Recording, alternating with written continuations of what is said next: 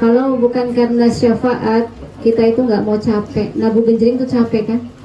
Capek tangannya, nanti malamnya kerasa tuh ya. Tapi karena ingin merebut, ingin mendapatkan syafaat dari Rasulullah, apapun kita lakukan ya.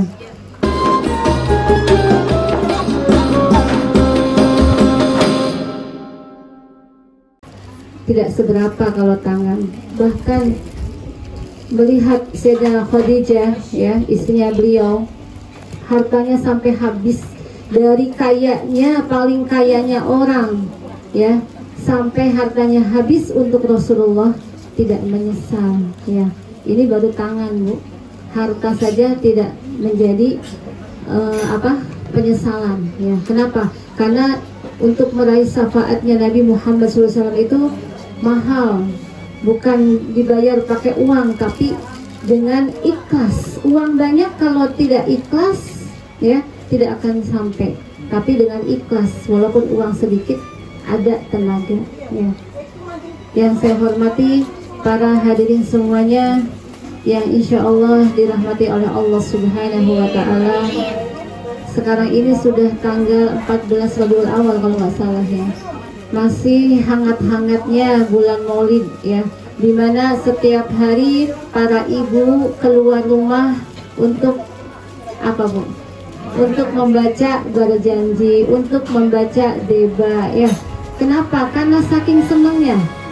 Di bulan Rabiul Awal itu paling ditunggu oleh para ibu-ibu. Kalau bapak-bapak enggak kayaknya, Bu ya. Ibu-ibu nih seneng, kapan sih bulan Maulid? Kenapa? Karena di situ ada suatu kegembiraan yang luar biasa. Sampai jadwal itu, Bu, saya ya, jadwal dari awal sampai akhir tuh Masya Allah, sampai bingung ya Allah, mudah-mudahan sehat. Kadang-kadang satu hari dua ya, mungkin NK juga begitu. Kenapa? Karena saking senang, nggak melihat sudahlah insya Allah sehat untuk Rasulullah ya. Karena kita niatkan semuanya untuk Rasulullah ya. Badi usamawat, kata Allah, Allah menciptakan langit dan bumi itu hanya untuk Rasulullah. Apalagi kita yang diciptakan Allah ya, tenaga kita, harta kita, semuanya untuk siapa? Untuk Rasulullah Shallallahu Alaihi Wasallam ya. Pada kali ini ya, tuan rumah sedang merasa bersyukur kepada Allah Subhanahu Wa Taala karena waktu berapa tahun yang lalu ya, tuan rumah diberi kepercayaan amanah anak oleh Allah Subhanahu wa Ta'ala, sampai pada saatnya sekarang anaknya sudah tumbuh dewasa ya, bisa memilih pasangan dan ingin menikah. Jadi anaknya sudah merasa dewasa, sudah bisa memilih jodoh, dan alhamdulillah dapat jodoh. Karena yang namanya jodoh itu adalah pilihan dari Allah. Jodoh adalah cerminan diri kita. Kalau anak kita baik, insya Allah jodohnya baik. Dalam surat Al-Quran itu dikatakan jodoh laki-laki baik bagi perempuan baik. Jodoh perempuan baik bagi laki-laki baik. Sebaliknya, jodoh laki-laki jelek untuk perempuan jelek. Jodoh perempuan jelek untuk laki-laki jelek. Ya. Jadi jodoh itu cerminan. Kalau kita jodohnya mau baik, perbaiki dulu hidup kita. Kita kepengen punya istri solehah, soleh dulu kitanya. Iya kan, Bu? Iya. Kita pengen punya mantu soleh, mantu soleha. Anak kita yang nggak sholat, gimana, Bu? Ya Allah, setiap doa, ya Allah, mudah-mudahan anak saya yang laki-laki dapat istrinya yang soleha, anak perempuan ya saya mendapat laki-laki yang soleh, tapi anaknya laki-laki perempuan nggak sholat. Masya Allah, ya nggak mungkin dapat. Kenapa? Jodoh adalah cerminan dari diri kita sendiri. Makanya tanamkan dulu kepada anak kita, insya Allah nanti efeknya anak orang lain nyerap untuk anak kita yang baik pula ya. Jadi kita didik anak kita sesuai dengan syariat agama Islam yang diajarkan oleh Nabi Muhammad Sallallahu Alaihi Wasallam. Insya Allah jodoh anak kita tidak jauh dengan diri anak kita. Kalau anak kitanya baik, jodohnya insya Allah baik. Kalau anak kitanya soleh, insya Allah jodohnya solehah. Ya.